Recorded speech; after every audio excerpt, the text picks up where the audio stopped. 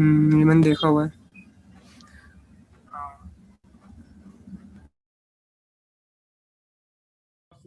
कैसे करना है इसको? कैसे करना है आप बताइए। इसको पहले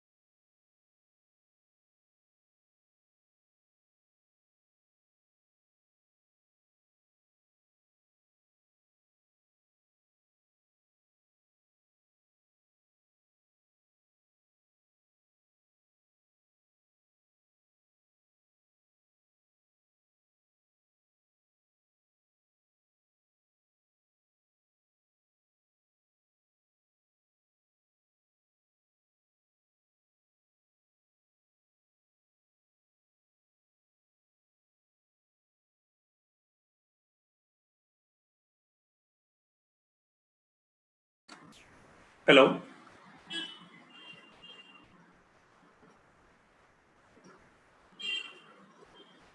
Hello.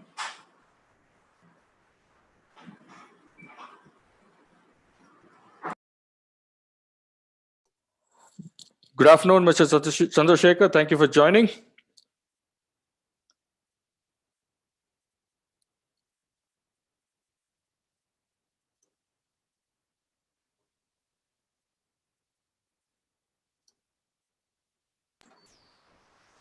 I hope you are able to hear us.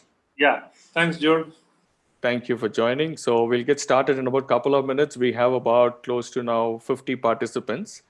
I think we should be able to start on dot at 1 o'clock. So thank you Sure. for signing in. Sure.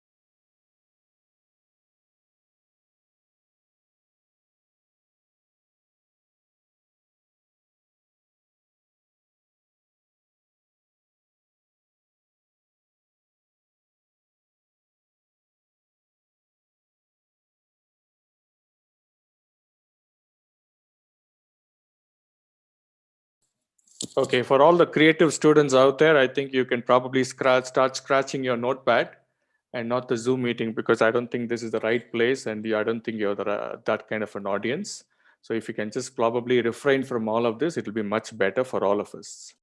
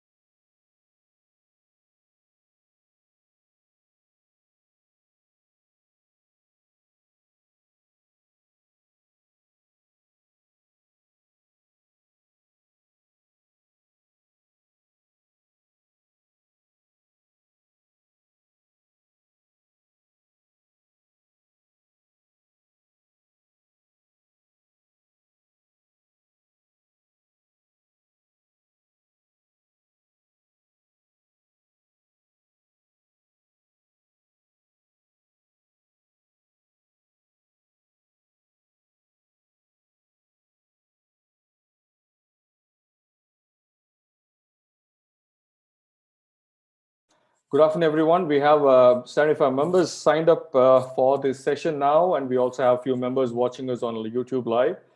Yes, we have everyone on mute. I think it's better because so that we can avoid all the distractions and the disturbances from everyone's background noises. And we'll get started in about a minute. Just hang in there. Thank you.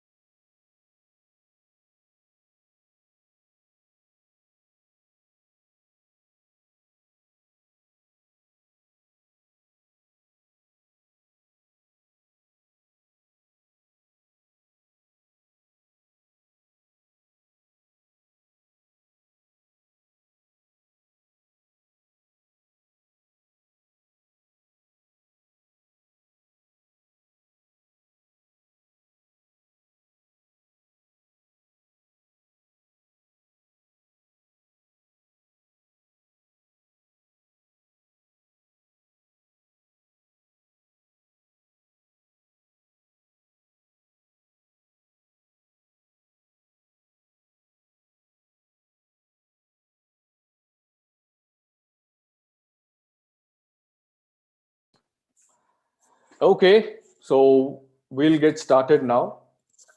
Good afternoon, everyone, and thank you very much for joining this session. My name is Amalur Jude, and I welcome you all for this session on AI for engineers.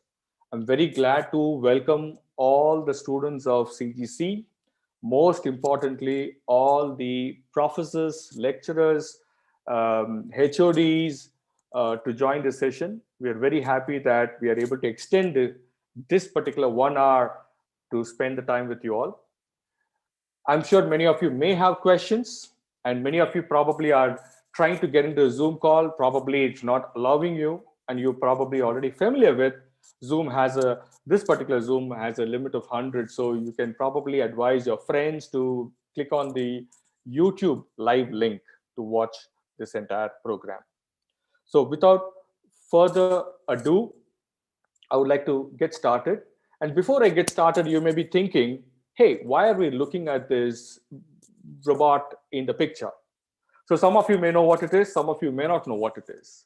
So what you're seeing on the screen is the latest Mars rover mission that was sent by NASA, and it was in the news in the last couple of days because I think many of us, if you have glued into this particular program and the initiative by NASA, you would have also watched the live touchdown of this particular robotic rover. It's called the NASA Perseverance. So NASA Perseverance is our latest Mars mission that was launched last year, 2020, and it had a touchdown a couple of days back. But why are we even talking about it in a program on AI for engineers? The interesting aspect of the Perseverance is that it has an AI-powered device, and it's called the Planetary Instrument for X-ray Lithochemistry. In short form, PIXL, probably we can even refer it as Pixel. It's actually a very small instrument that is what we are looking at the end of the robotic arm of the Perseverance in the screen. And it is actually going to do a lot of drilling and collection of samples from the Mars and send the data to us. And it is completely powered by the latest AI algorithms that is being fed into it. So it is a very interesting and very exciting moment for the whole mankind, because we are able to send a very futuristic and advanced probe into our neighboring planet. So today, who's going to be talking with you all? So today it's going to be me, that is Amalur Jode, and I'm very happy and honored to be talking to you all. And I'm the founder and CEO of Modo Edu Labs. Modo Edu Labs is a Bangalore-based startup, and we've already, working with many of the colleges, especially engineering colleges of repute, and we are extremely interested in working with you all students in skill building and helping you with all the innovation that we could potentially lead up to what we can call as a technology revolution that we are seeing across our lives. Joined with me, and I'm very happy to invite Mr. Chandrasekharan. He is head of our operations. He is also very closely working with us on all the curriculum development, project development for our initiatives with colleges across India. And Chandrasekharan brings in more than 35 years of experience in IT, working with the big names such as HCL Technologies, Wipro, Aztecsoft, Genesis, System Logic, to name a few. And he's got extensive experience working on important initiatives across his company, such as IT strategic business planning, global delivery and operations, change management, lifecycle delivery, customer engagements, and software consultancy work. So why are we talking about AI? And let me share some of the thoughts that are very pertinent today. One, and I'm sure you all are very familiar with, the applications of AI are growing every day. As again, I pointed out at the very beginning, we are looking at a Mars rover that is using our latest AI technologies and algorithms. And we are seeing improved AI participation, not only in our lives, but also at the place we work. So the industries have brought in AI in a very big way with a lot of investment and embracing the latest technology for all better decision making and improved productivity. AI systems have the advantage of capturing much wider array of data.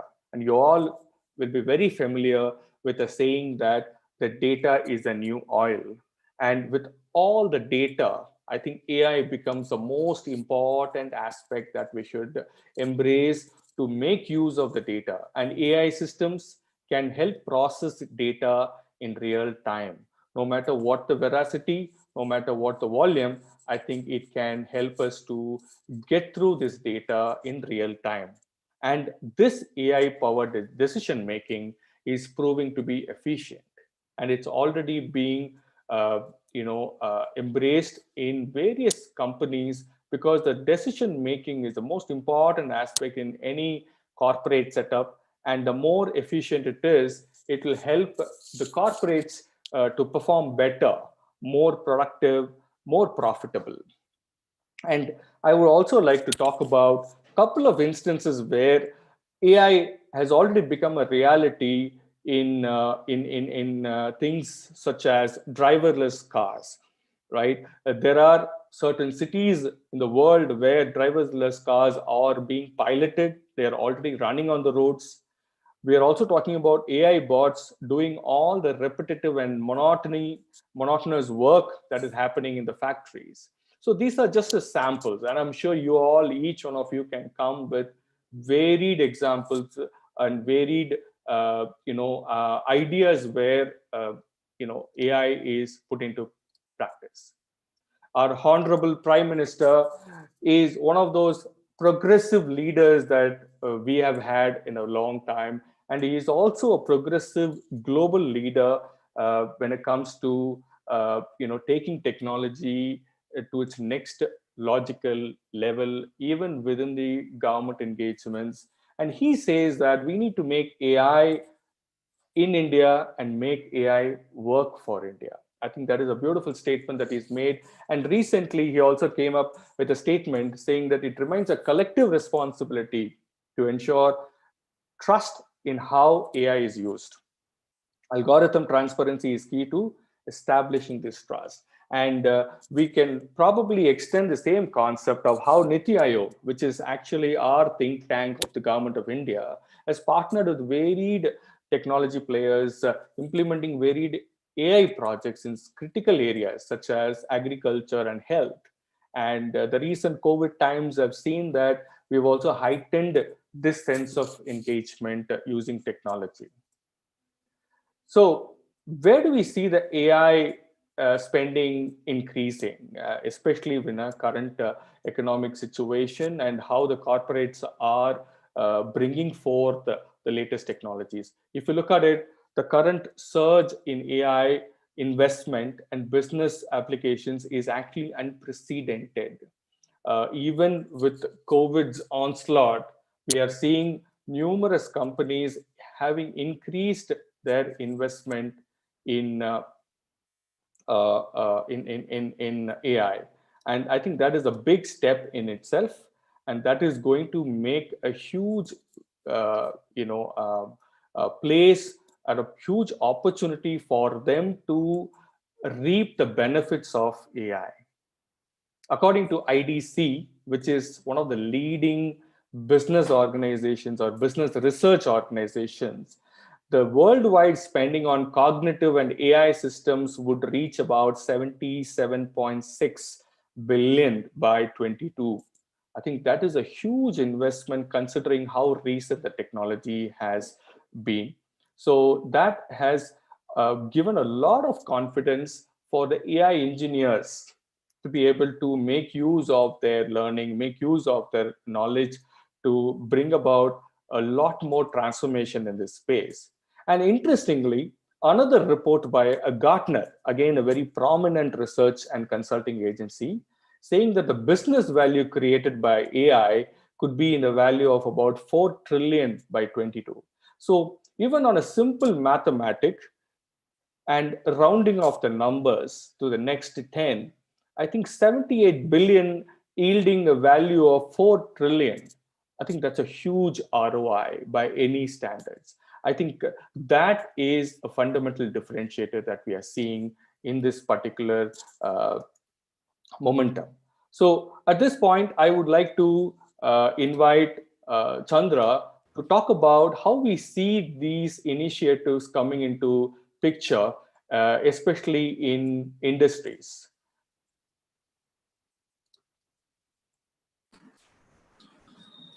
Thanks, Jude. Let us look at, why AI is so important now to the industry and business.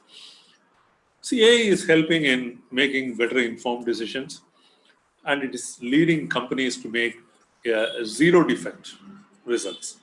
Every company wants a zero defect results because that's how they can showcase their products better to the industry. Bots have started replacing any repetitive work.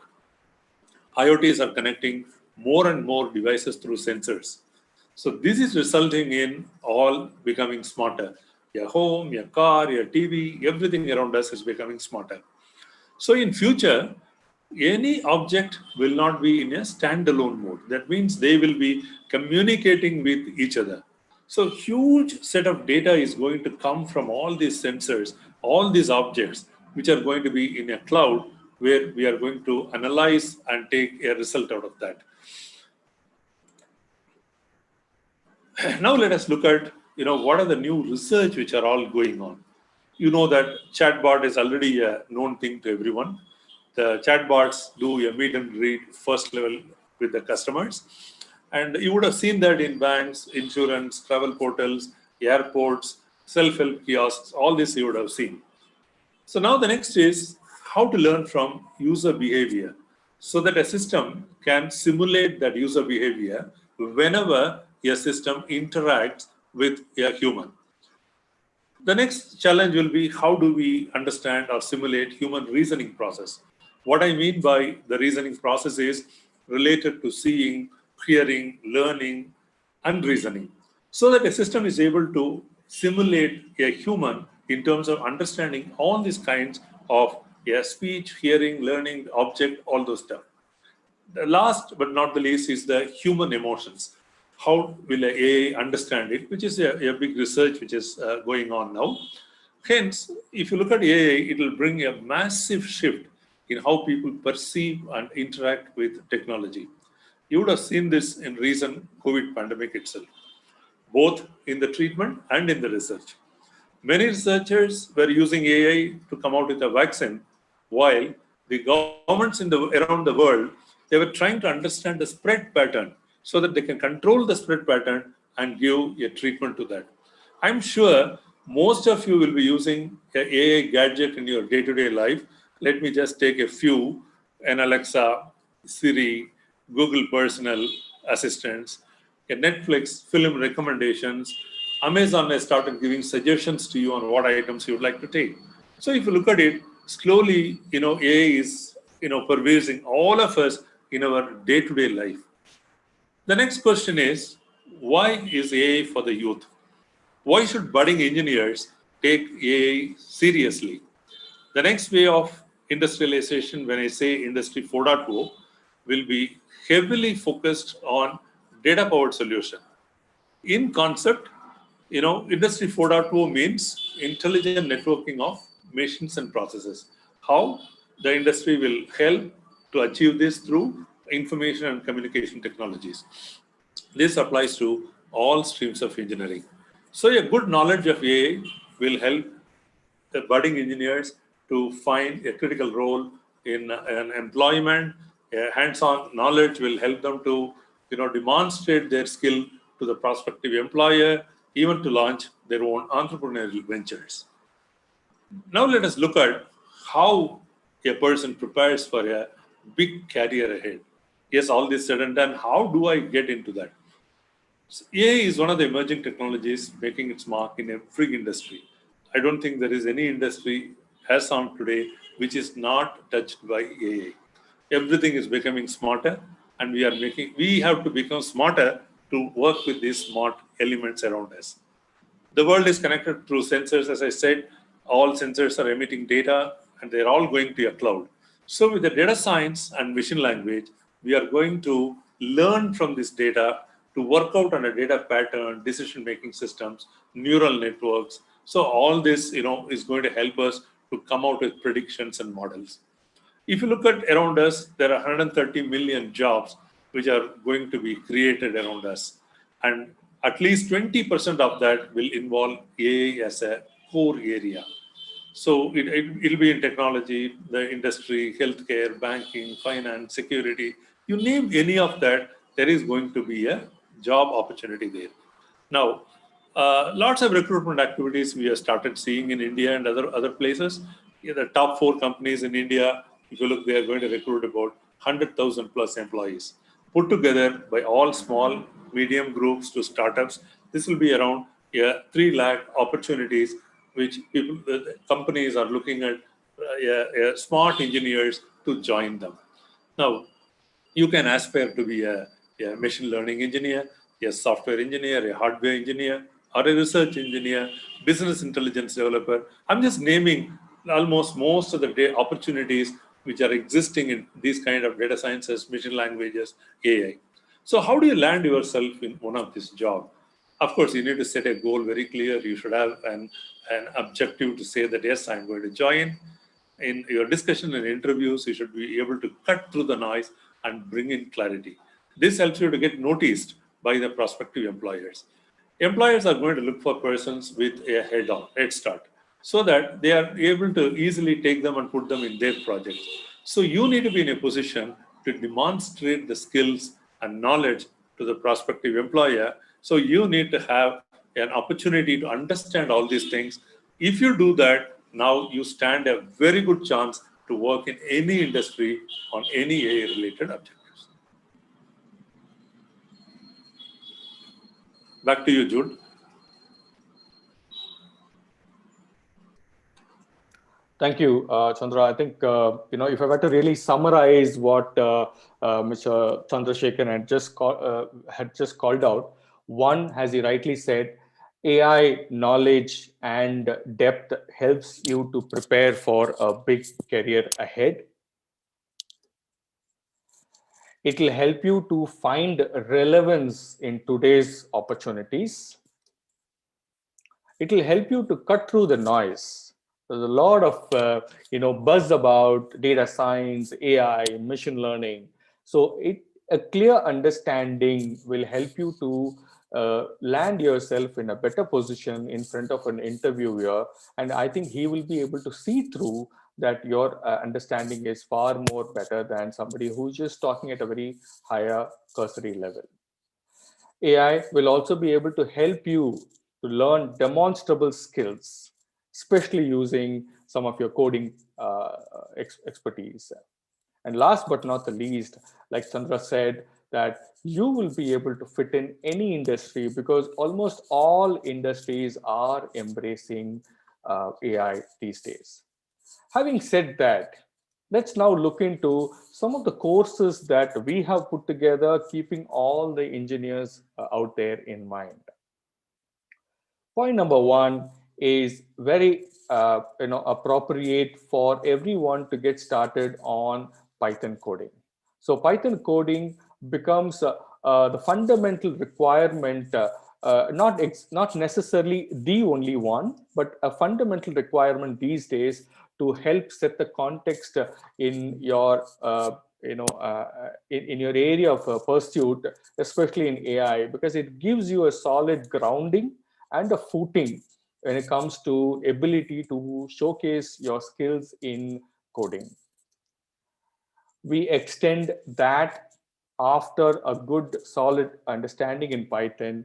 It gets extended to a course in AI Foundation. It's a solid high intense program on across 30 hours and gives you a good perspective around AI as a technology and its relevance in our today's life. But at the same time, it gives you a good hands-on in showcasing or building your coding expertise, where you can showcase your ability or demonstrate it to your project supervisors, to your as part of your internship, as part of your projects, and most importantly, potentially in front of your interviewers as well. And there are many projects that are added as part of the course. And what you see here are a sample. Face recognition project, color separation project, sentiment analyzers, text-to-speech conversion. All these projects find their way in today's corporate setups. Many of them use them in, for example, in any of the healthcare, apps these days, they use face recognition, or even in Facebook, for example, they use face recognition as a very established technology. Many of the projects that you will be working on as part of these courses are very relevant to today's employers. We also have a course in data science with Python. It's about 40 hours programs. And again, some of the projects that we will be working on are prediction and forecasting, weather forecasting, COVID pandemic analysis, sales forecasting, and creating dashboards for any of the potential corporate requirement. Course 4 is on machine learning with Python. Again, a 40-hour program where we look into very interesting projects on a probability of an event happening. Right? I think this is a very interesting project because it helps in a decision making in a corporate structure. You'll also be working on projects around real-time decisions, creating customer segmentations, and many more. And across these projects, you'll be working on tools that make it more exciting, more meaningful, and more relevant from a corporate structure standpoint. In fact, I am going to request again to Chandra to provide his inputs on these tools and probably share his thoughts on these. Thanks, Joe. I think quite a lot of very interesting courses which are there and the tools which you will be learning. So now, the question is, why, what benefits you get out of these kind of courses if you undergo. This curriculum is tailor-made for the industry. It covers most important aspects of AI that any industry will be working with. What are the big things in the AI industry which is working? Image recognition should be there, ability to speech recognition, handwriting recognition, big data handling, using machine language for number crunching, coming out with business models, patterns, forecasting, predictions. So these courses help you to do that. These are the technologies used by top companies. So when some of these top companies are looking for people, definitely they will look for people with these kind of skills. Any critical business by any industry is made by predicting patterns and trends today. Now, the way we have structured these courses, it makes the learning a fun. Quite a lot of hands-on exercise are there to make relevance to theory what you learn. So instead of by-hearting the theory, you start understanding theory through a hands-on work. And all this content is high quality and is available on the cloud 24/7 for you. These are delivered by high quality tutors and mentors. Mentors help in clarifying doubts and selecting industry relevant projects for you. The projects and the hands-on work helps you to work on areas that make relevance to the industry. So this helps you to present your work very nicely to any prospective employer. See, you may feel that a recruiter may not have a challenge. They do have. When they come for recruitment, they need to bring the best of talent and make them available to their organizations. So when they come and meet you, they are also under pressure to get the right candidate, and they will be looking for candidates who can make the right sound bites so that they can select them. So once you go through these courses, we offer you the internship and projects also. These internship and projects are designed with industry orientation. You will work very closely with industry experts. You will get regular guidance from them. So this helps you to understand the concept very well. With a hands-on approach, you will be able to articulate the concept very well to the prospective employer, thereby helping you to land in a career which you are looking at. We organize quarterly webinars, industry sessions. This helps you to get connected with what's happening in the industry. Get connected, hear speech by professionals and AI experts from the industry, and get to know their perspective. Share the latest happenings in the industry. They just give you a trend in real life applications. So this will be an excellent connect sessions for all of you to know what is happening. So just to summarize, what are the learning outcomes of that? You will have an excellent opportunity to develop 21st century skills. This will create relevance to your career choices.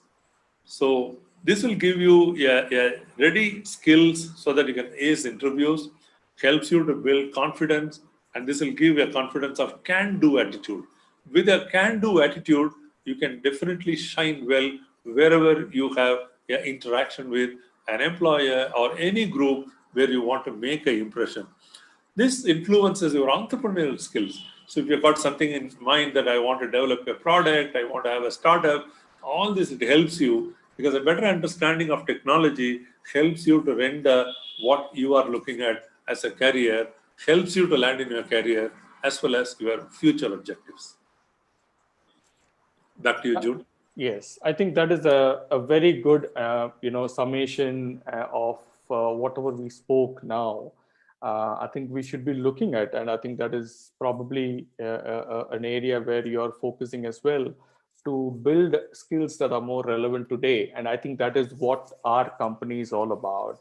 So we are a Bangalore-based group, and our focus is to build a futuristic and career-building skills among you all. And our envision is to make sure that our students go on to solve problems using technologies and probably start working on big innovations. I think, as again, earlier I brought out, and our Honorable Prime Minister highlighting that, Atmanirbhar Bharat, I think we are looking at a self-sustainable model of our own growth. And I think we should be looking at building the next Facebook or the next Instagram. And I think we have the set of people, the quality, the resources.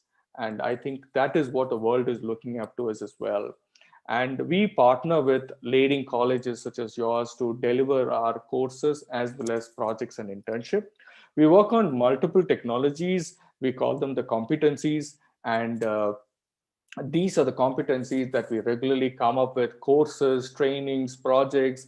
And I'm sure we talked about today about 4 of our top courses, but shortly you'll also be coming across and hearing from us on many more of these topics shortly. And the best way to get in touch with us is visit our website. It's modo.one. It's very simple. It's modo.one. And you can write to us at contact@modo.one or call us at 730-343-2930. In the past, we have received some of calls from some of your, some of the students from CGC. And I think this time we are looking at, engaging with you more closely with many more students to come. And this is also a time when you can now start shooting any questions that you may have. I'll remind you that you have the option to chat with us.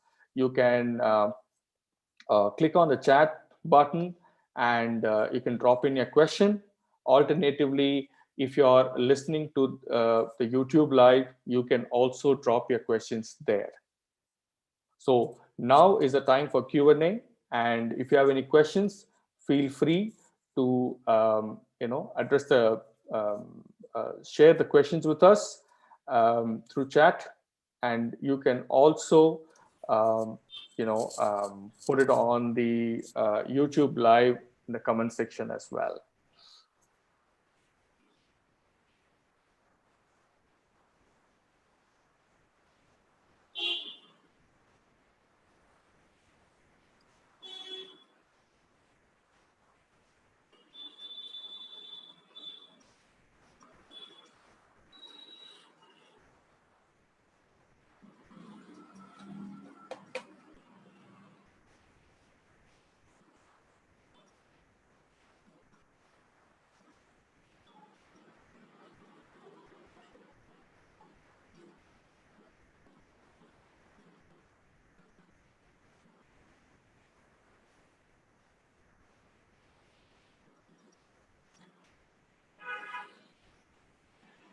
All right, so we have our first question from a gentleman, Gaurav.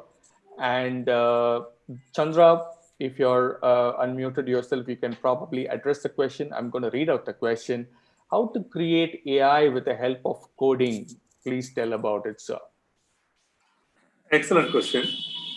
Now let me just summarize, what are the things we need. See, what is a AI? AI is a reduced information from any repository what you have over the past. So we can come out with a prediction pattern, all those stuff. So how do we do it? Let me say, Python is a language which has been used heavily now, very popular in almost all industries and corporates. So if you have a good Python knowledge, so I'll say that you will start writing Python programs. Now, when you start writing Python programs, suppose if you have quite a lot of data sets, let me say a movie recommendation system. Let me just take it for an example. Now you have interest in certain kinds of movies. Say a science fiction, you like it very well. Now, I have a huge data set. Millions of people have said different movies, they have rated, they have put their thing. Now, can I align your interest on that? That is a data science on that. Now, I have a machine language which just extracts this kind of data positioning and gives me a cluster of data. Now, using this cluster of data, I take your interest and take you directly to what you like on that. Thereby, I'm able to give you a movie which is of interest to you. That means you are not asking a question to the system, tell me a movie of my interest, but the system knows this is what you like on that. Same thing Amazon is doing. So if you look at it more and more, these kind of predictions you can make by developing a program. So what you need is you need Python, you need a Psyche program, Psyche library, which has all these kind of libraries on that.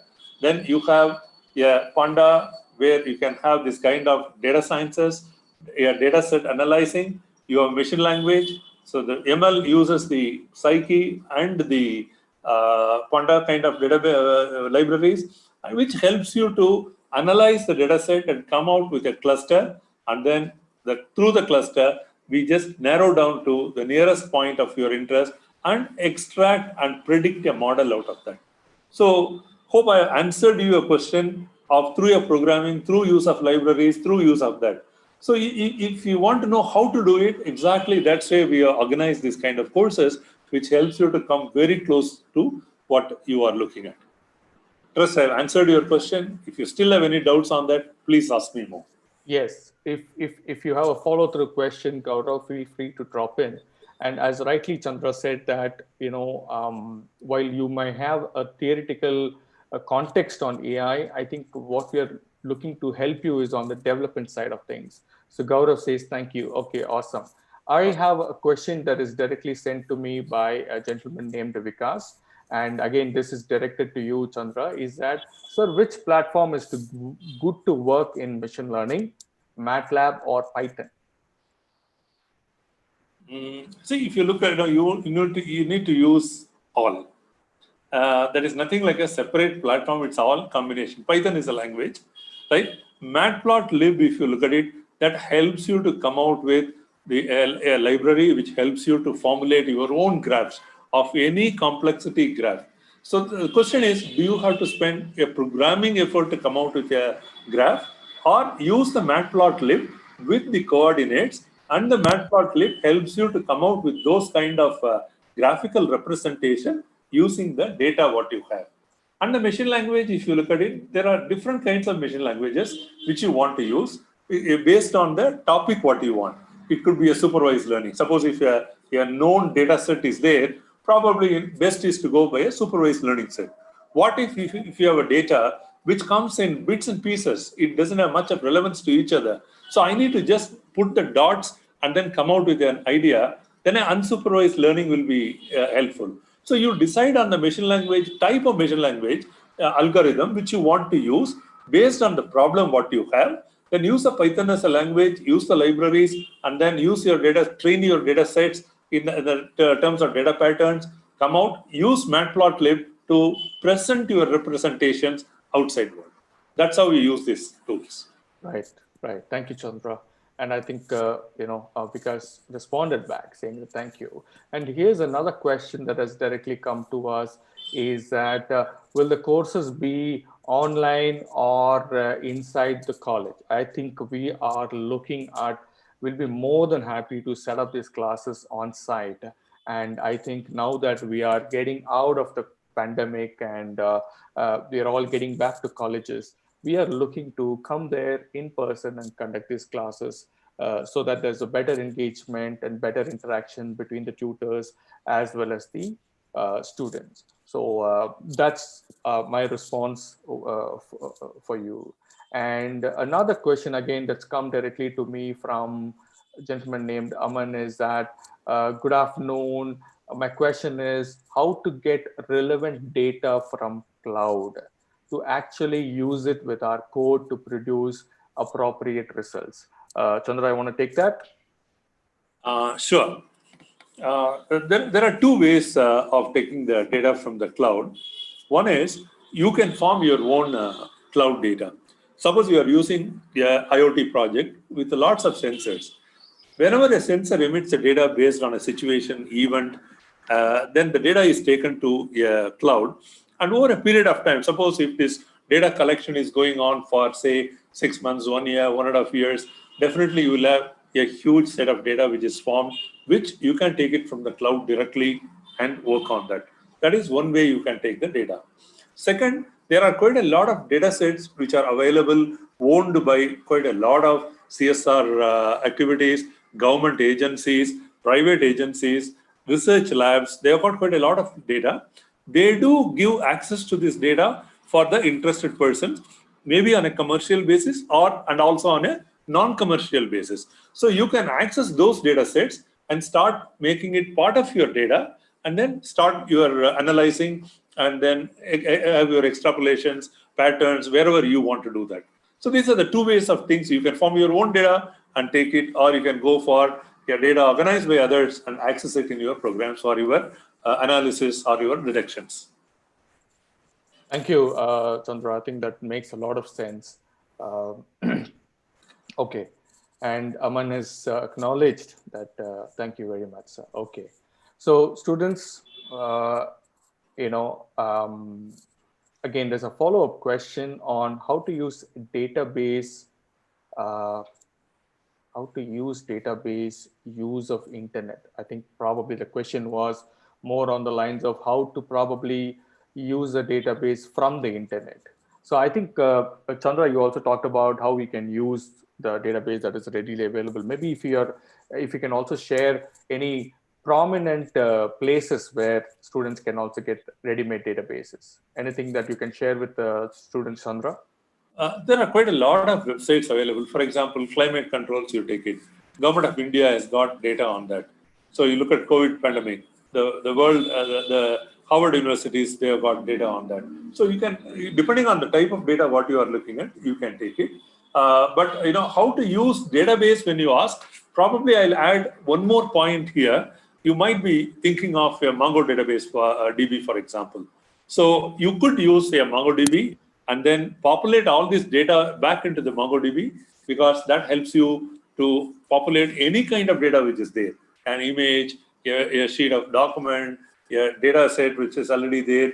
So that becomes a much more powerful engine for you to handle a DB kind of any data, any conventional, unconventional data, which you can make it part of your programming, and you can access that also. If I can use, since I'm seeing the word database, I'm just saying Mongo is used very, very prominently in the AI world, which you can use also.